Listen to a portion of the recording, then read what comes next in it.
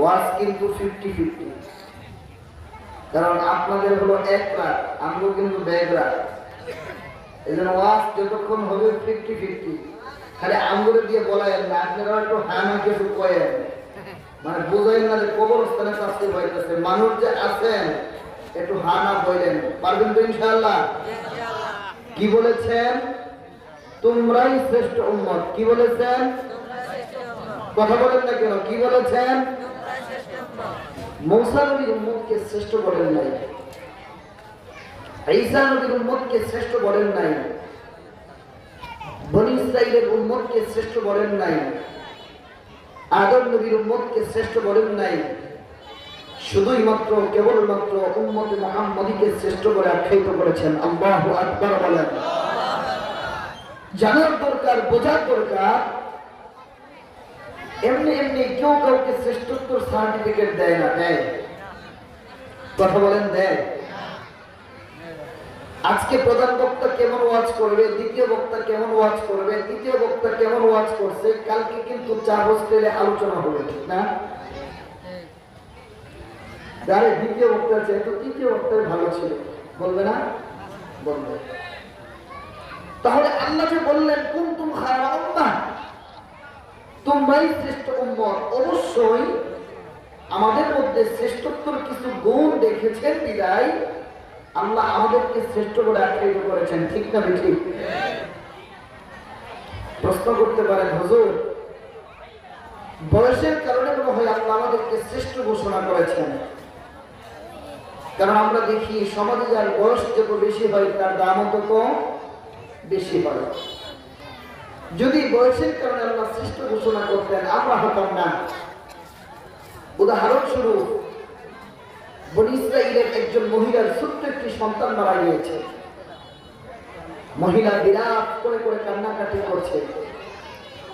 অপর মহিলা জিজ্ঞেস করে, কি হয়েছে তোমার? মহিলা বলে, কি আর হয়েছে, আমার ছোট্ট একটি সন্তান মারা গিয়েছে। অপর মহিলা বলে, তোমার সন্তানের বয়স কত ছিল? মহিলা বলে, সন্তানের বয়স আর কত ছিল? মাত্র 3.5 বছর। সুবহানাল্লাহ। কি মরা মানুষ, আর একটু জোরে বলেন না সুবহানাল্লাহ। তাহলে 350 বছর যদি মাত্র হয়, বোঝা গেল তাদের হায়াত অনেক লম্বা চওড়া ছিল, ঠিক না? তাহলে যদি বয়সের কারণে আল্লাহ শ্রেষ্ঠ ঘোষণা করতেন আমরা হতাম না, তারা হতো। বলা যেতে পারে হুজুর আমাদের কারণে মনে হয় আল্লাহ আমাদেরকে শ্রেষ্ঠ ঘোষণা করেছেন।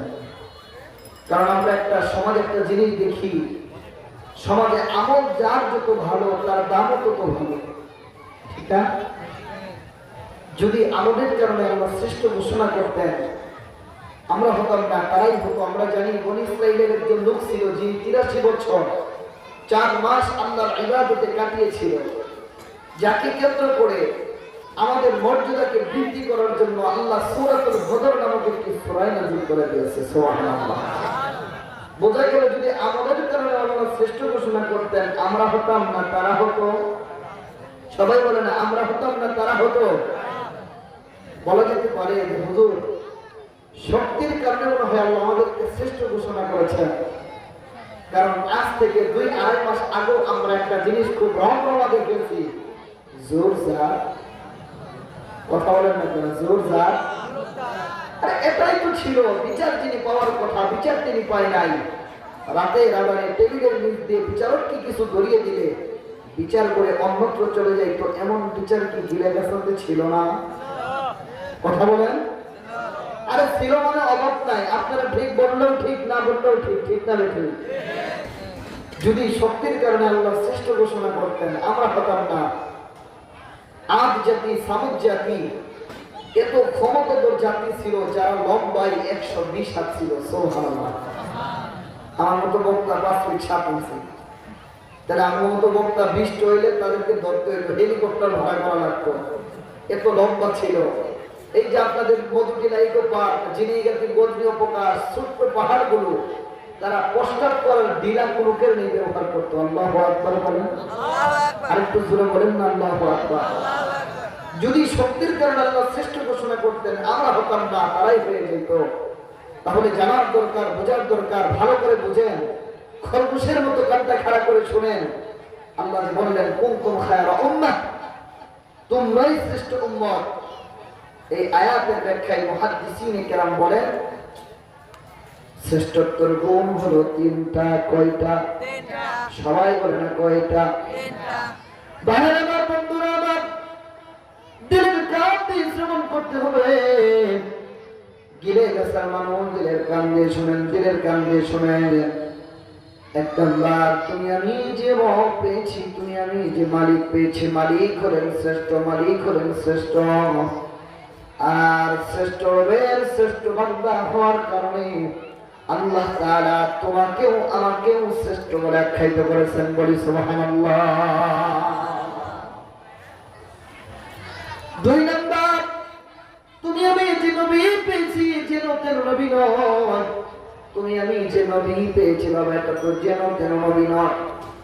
শ্রেষ্ঠ নবীর শ্রেষ্ঠ উম্মত হওয়ার কারণে, শ্রেষ্ঠ উম্মত হওয়ার কারণে আল্লাহ তাআলা তোমাকেও আমাকেও শ্রেষ্ঠ বলে আখ্যায়িত করেছেন। বলি সুবহানাল্লাহ।